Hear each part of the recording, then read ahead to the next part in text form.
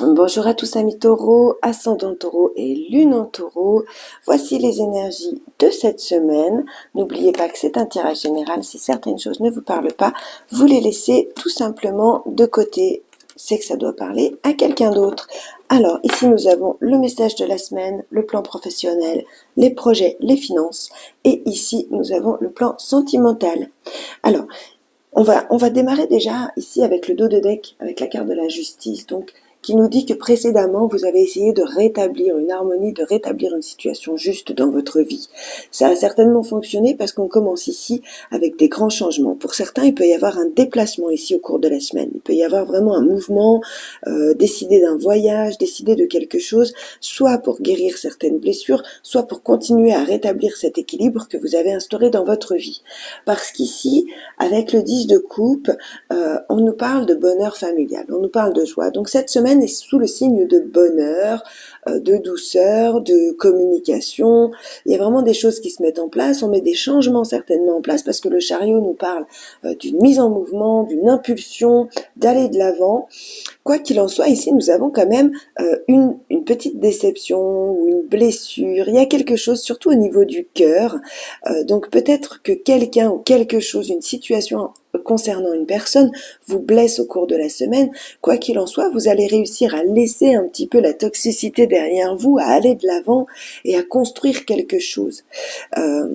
Avec les deux cartes ici, on peut nous parler, comme je vous disais, de voyage, de mouvement, de déplacements, des déplacements importants. Alors soit des déplacements pour guérir, soit des déplacements pour continuer à harmoniser ce bonheur que vous avez ici dans votre foyer. Ici, on peut nous parler de voir au cours de cette semaine un thérapeute, un médecin, quelqu'un pour une guérison, mais j'en parle plutôt ici de guérison du cœur ou de guérison psychologique. Alors soit pour certains d'entre vous concrètement, vous allez voir un cardiologue, parce qu'ici on nous parle quand même de mouvement pour soigner son cœur.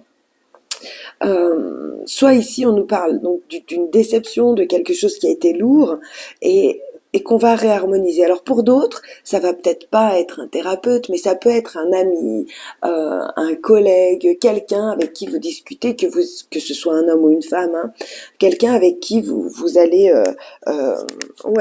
partager un petit peu cette déception, cette blessure, et qui va vous amener la douceur, qui va vous amener les bons conseils, qui va vous amener un petit peu les choses de façon juste ici.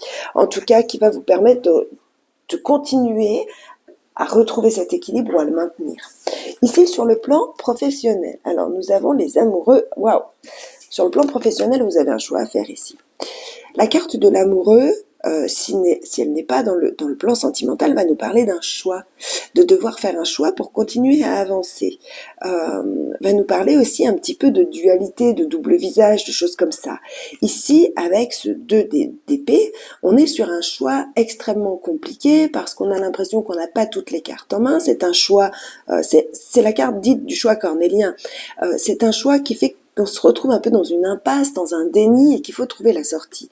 Donc ici, sur le plan professionnel, je vous dirais que vous avez un choix à faire qui est important pour vous au cours de cette semaine, pour la suite, pour l'avenir. Peut-être l'idée d'un départ ici, peut-être l'idée d'un déménagement donc familial, hein, du foyer.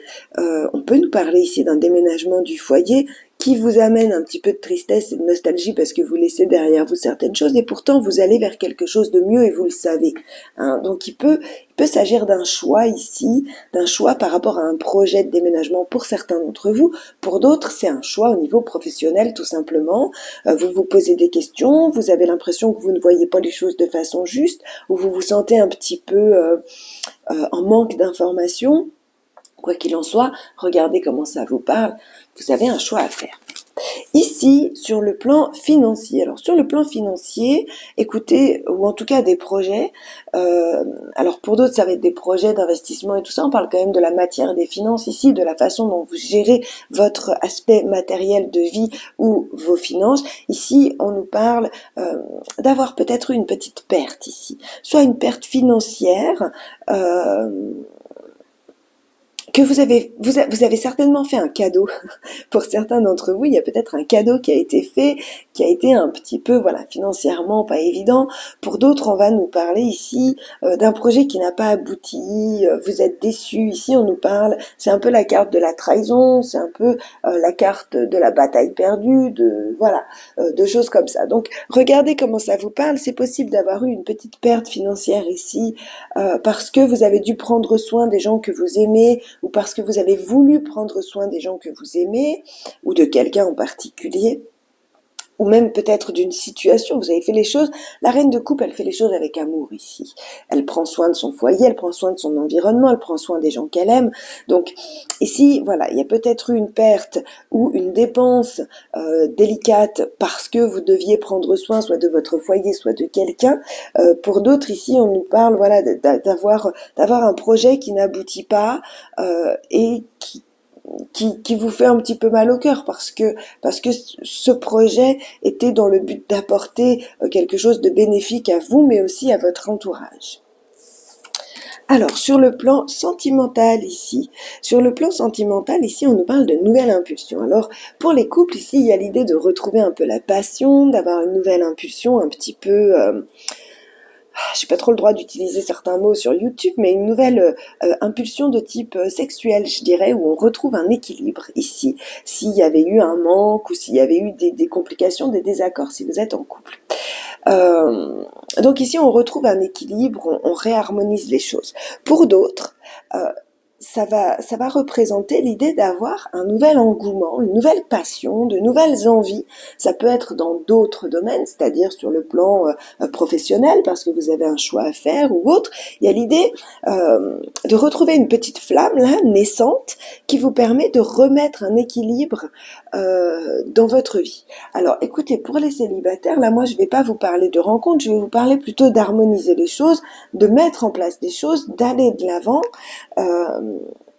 Mais j'ai pas forcément ici de rencontres, de choses extraordinaires pour les célibataires. Et puis pour ceux à qui l'aspect sentimental va vous parler de vos relations avec vos amis, vos collègues, votre foyer, votre famille ou autre, on va simplement nous parler sur le plan émotionnel d'avoir un nouvel engouement, une nouvelle envie d'aller de l'avant, peut-être une nouvelle passion, une nouvelle idée qui se met en place, qui germe. Et il y a l'idée d'avoir un équilibre parfait entre vos émotions et les autres domaines de votre vie. Donc je dirais que c'est une semaine où émotionnellement ça va, on stabilise les choses, on rééquilibre les choses. Alors, ici, nous avons le message de la semaine. Waouh!